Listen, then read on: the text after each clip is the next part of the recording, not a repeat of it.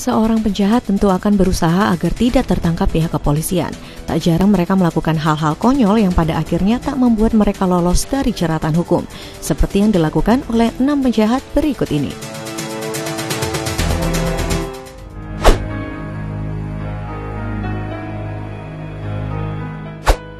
Di urutan pertama ada Kenzo Roberts. Penjahat yang satu ini merasa terdesak ketika mobil curian yang ia kendarai dihentikan oleh seorang sheriff Lee County. Untuk mencegah polisi mendapatkan sidik jarinya, Roberts menggigiti jarinya sendiri, dan ternyata caranya tersebut tak berhasil seperti yang ia harapkan. Polisi masih bisa mengidentifikasi dirinya serta mendapatkan data kalau Robert memiliki 2 catatan kejahatan, yaitu penyerangan dan berada di negara tersebut secara ilegal.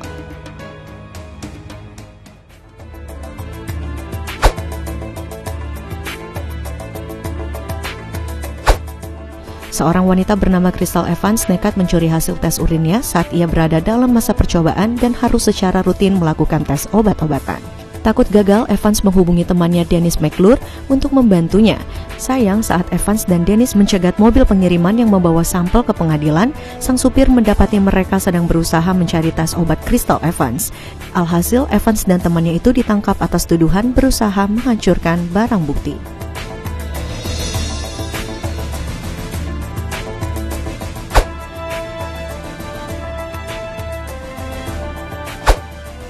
Jose Espinoza merupakan buronan polisi karena telah mencuri sebuah mobil. Sempat berhasil melarikan diri dari polisi, Espinoza ternyata berusaha membuat kamuflase dengan mengecat wajahnya menggunakan semprotan cat hitam, dengan maksud agar terlihat seperti bayangan. Naas beberapa jam kemudian, polisi berhasil menangkap Espinoza di sebuah pagar putih hanya beberapa blok dari rumahnya.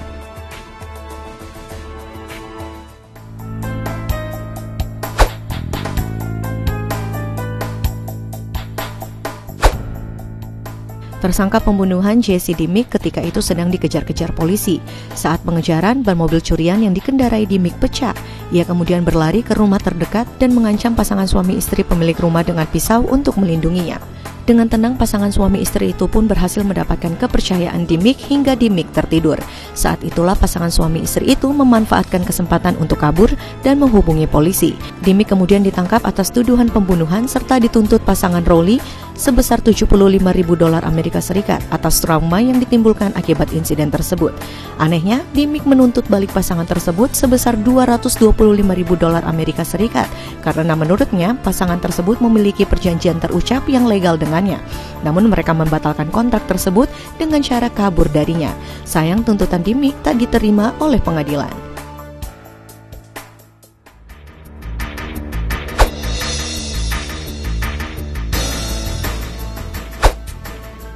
Ada-ada saja kelakuan Neil Matthias Reisel ini. Pada tahun 2006, Matthias merampok sebuah toko di Alabama dengan menyemprotkan semprotan merica ke salah seorang pegawai wanita. Matthias pun ditangkap dan dituntut dengan perampokan tingkat pertama. Sementara menunggu proses persidangan, Matthias diketahui menghubungi toko tersebut dan menawarkan sejumlah uang kepada wanita yang jadi korban perampokannya. Matthias akhirnya kembali ditangkap dengan tuduhan penyogokan.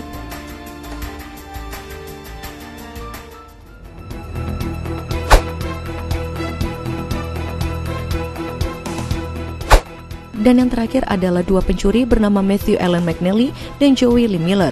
Untuk kabur dari kejaran polisi, keduanya mencoret-coret wajahnya dengan spidol permanen. Tentu saja wajah mereka tetap dengan mudah dikenali dengan penyamaran seperti ini. Ketika berhasil menangkap kedua pencuri itu, para polisi tidak bisa menahan tawa mereka melihat kedua pencuri tersebut dengan wajah yang coreng-moreng itu.